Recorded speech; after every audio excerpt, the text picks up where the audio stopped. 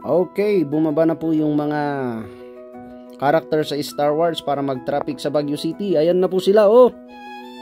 Well, true pa po natin yan.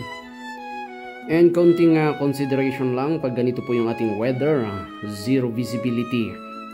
Na pagdating po sa mga intersection na alam naman natin na dito sa Baguio City, may mga police officer tayong nagmamanage ng traffic, especially dito po sa kilometer 0. Yan. So, hoping po you cooperate with us. Although ganito yung gamit natin, espada ng mga Star Wars, hoping po na at least nakikita pa rin natin.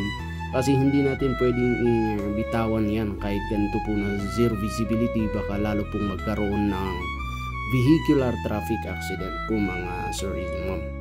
Kaya hoping po for your cooperation para at least po ma-traverse natin, makarating po tayo sa ating pupuntahan ng safe and sound.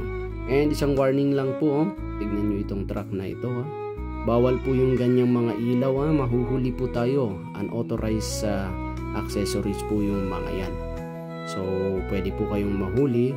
Mahuli po kayo dyan. Ang penalty po ng unauthorized accessory, yan, LED light, is 5,000 po yan mga sir and ma'am. So yung ilagay po natin sa mga motor natin or mga motor vehicle natin is yung mga authorized accessories lang.